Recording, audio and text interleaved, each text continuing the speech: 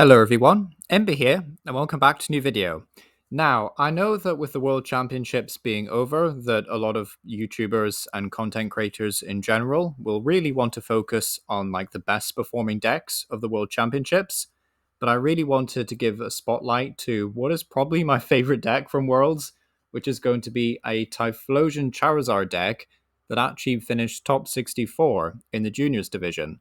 So huge shout outs to, I want to say Shinosuk is the name, but I'm probably butchering that pronunciation. But yeah, that player finished 47th place, which I think is pretty respectable with Ethan's Typhlosion. Because to be honest, like when I was, doing my initial predictions for Worlds, I really didn't think Typhlosion would actually see any play whatsoever. Like I didn't think anyone would risk it just because it can be a bit slow to set up and it doesn't always have like the best time against spread decks and some of the bigger Pokemon in the format.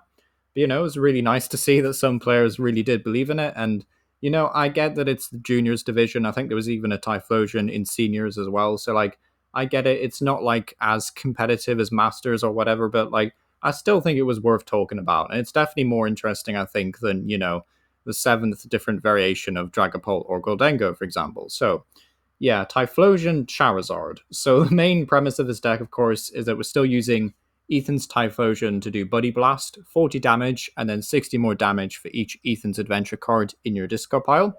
So capping out at 280 damage. But also got Charizard EX as a support Pokemon. So very simply, you can search your deck for 3 basic energy, attach them to your Pokemon any way you like. So very efficient attackers, both basically costing 1 energy because Charizard can accelerate energy to itself, and Ethan's Typhlosion also only needs a single energy, which is also really helpful.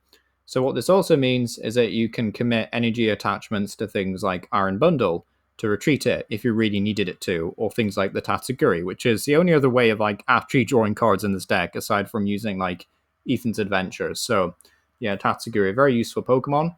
The list is also playing 2 copies of Munkidori. Definitely not a card that I would consider pairing up with Typhlosion, but it does kind of make sense in this deck because Typhlosion itself won't carry you through every game.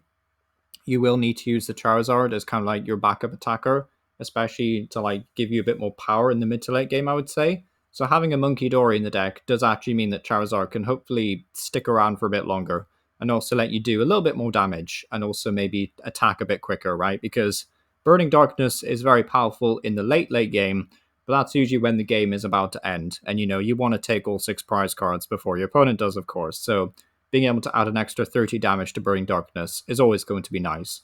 So yeah, that's the main premise really. Aside from both using Fire Energy, there's not really much synergy outside of that.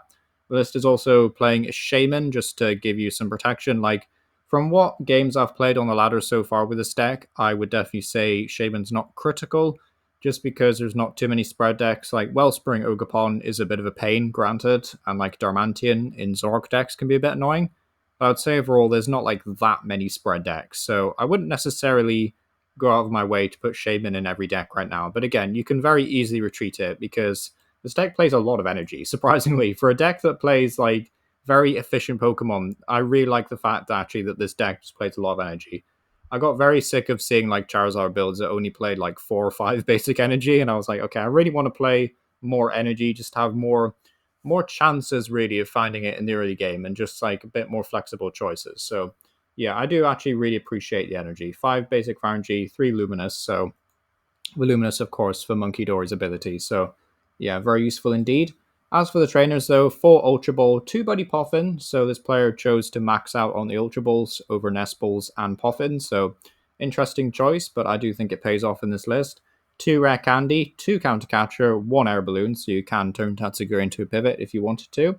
A Brave Bangle, just to increase Typhlosion's damage by plus 30. A single Night Stretcher, a single Super Rod, a TM Evolution, 3 Research, a Max Belt, which is, again, not the A-spec that you see every day. I think Secret Box became like the most popular A-spec for Typhlosion, really. But Max Belt giving you plus 50 damage is always nice. And of course, you can stick this on Charizard as well, just to get even bigger damage. 4 Ethan's Adventure, because you really need to be playing 4 Ethans. 2 Artazon, which is very useful. 2 Boss's Orders, and 4 Arvins. So a very solid list overall. And to be honest, like, I don't want to make this sound like I'm really gassing up this deck or anything, but this has been my favorite Ethan's Typhlosion build to play on the ladder so far. And I've played like 3 different variants of Typhlosion, I want to say. I haven't played the Pidgeot build yet. I'm still yet to try that. But I've done the Dunsparce, the regular build with Tatsugiri, and I've done a Dracoloak build. And all of them just felt a bit meh sometimes. Like the Dunsparce was a lot of fun, I'll admit. But I think the other builds were just feeling a wee bit too slow. But this build really feels like it has some like actual power to it and some legs, which is really helpful as well, because it's nice to be able to say to like newer players who are maybe more familiar with like the Charizard starter deck with Pidgeot, right? And they want to branch out and maybe try something a bit different, like maybe try out the Typhlosion. So I think this is like really cool, like nice place to start and things, especially with like Munkidori as an inclusion and Tatsugiri. So yeah, I think it's a really cool list and definitely worth giving a go if you're a huge fan of Typhlosion and Charizard. But yeah, let me know what you think about this list down below. Do you think anyone in Masters should have played this deck, and how well would they have done if they had taken it? But yeah, let me know what you think down below. It's been Emma Power, and yeah, thank you for watching.